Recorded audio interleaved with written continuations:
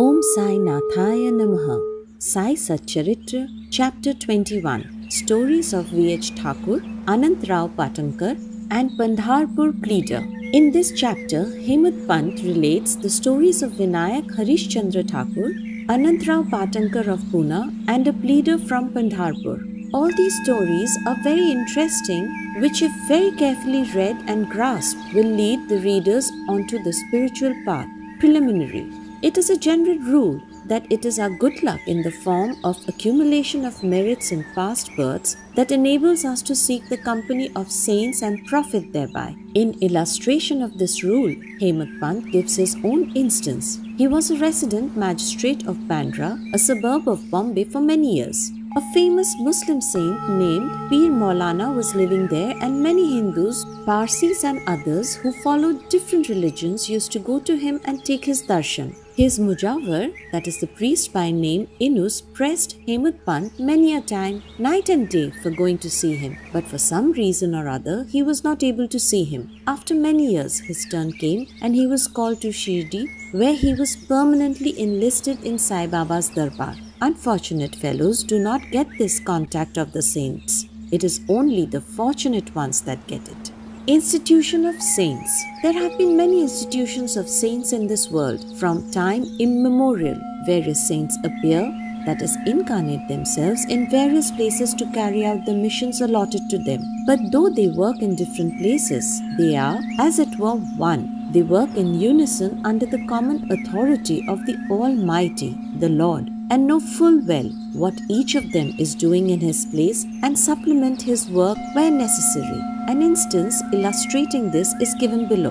Mr. Thakur. Mr. V.H. Thakur, B.A., was a clerk in the revenue department, and he once came to a town named Bargaon near Belgaon along with a survey party.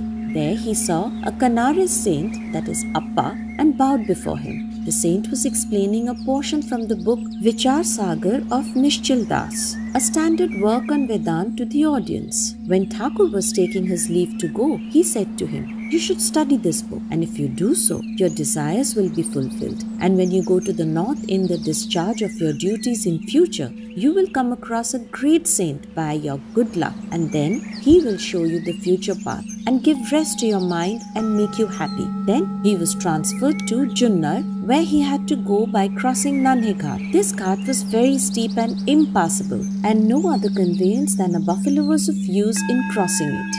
So he had to take a buffalo ride through the ghat, which inconvenienced and pained him much. Thereafter, he was transferred to Kalyan on higher post, and there he became acquainted with Nana Sahib Chandorkar. He heard much about Sai Baba from him and wished to see him. Next day, Nana Sahib had to go to Shirdi, and he asked Thakur to accompany him. He could not do so as he had to go attend the Thana Civil Court for a civil case.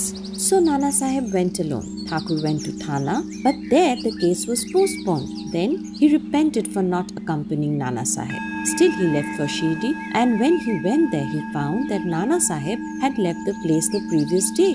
Some of his other friends whom he met there took him to Baba. He saw Baba, fell at his feet, and was overjoyed. His eyes were full of tears of joy, and his hair stood on end. Then after a while, the omniscient Baba said to him, "The path of this place is not so easy as the teaching of the Kanaris saint Appa, or even the buffalo ride in the Nanhe Ghat. In this spiritual path, you have to put in your best exertion, as it is very difficult." When Thakur heard these significant signs and words, which none else than he knew, he was overwhelmed with joy. He came to know that the word of the Kanaris saint had turned true.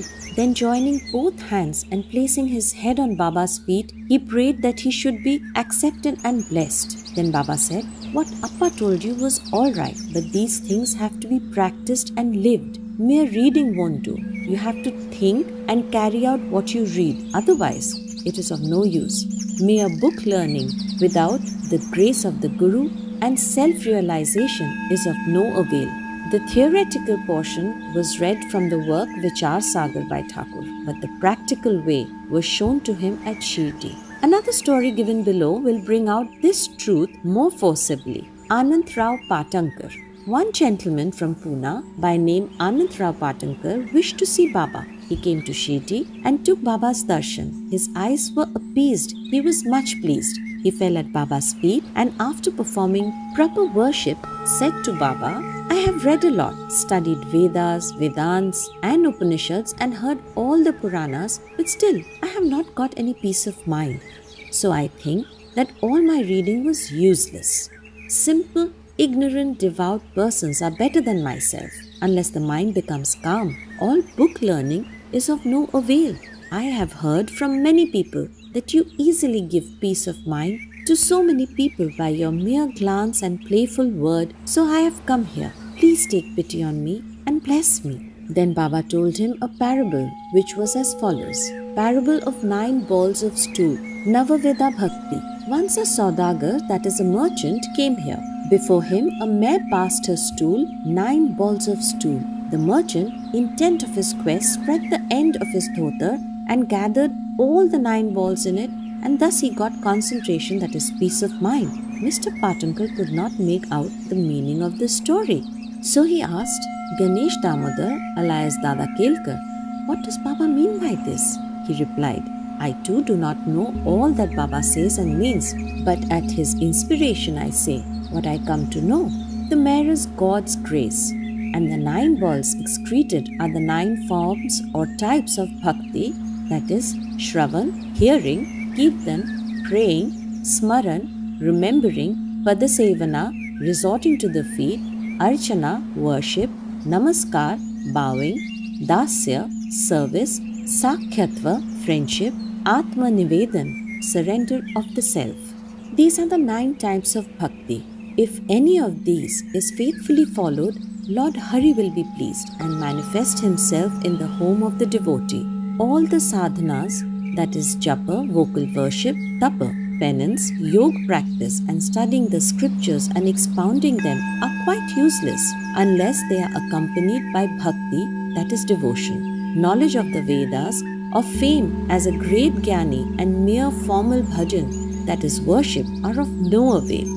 What is wanted is loving devotion. Consider yourself as the merchant or seeker after the truth and be anxious and eager like him to collect or cultivate the 9 types of devotion. Then you will attain stability and peace of mind. Next day, when Patankar went to Baba for salutation, he was asked whether he collected the 9 balls of stool. Then he said that he, being a poor fellow, should first be graced by Baba and then they will be easily collected. Then Baba blessed and comforted him, saying that he would attain peace and welfare. After hearing this, Patankar became overjoyed and happy. The Pandharpur Pleader. We shall close this chapter with a short story showing Baba's omniscience and his using it for correcting people and setting them on the right path.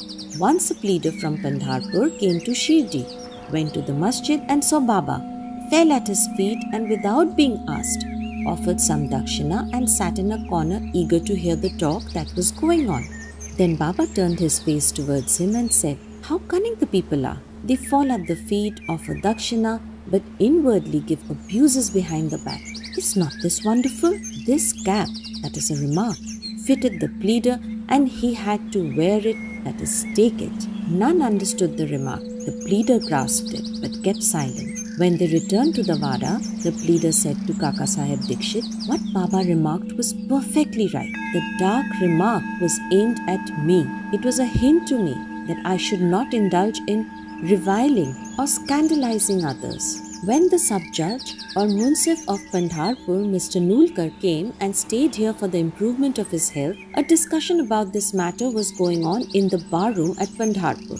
It was said or discussed there whether the ailments from which the sub-judge suffered were ever likely to be got rid of without medicines by merely going after Sai Baba, and whether it was proper for an educated man like the sub-judge to have recourse to such methods. The sub-judge was taken to task, that is, he was criticized, as also was Sai Baba.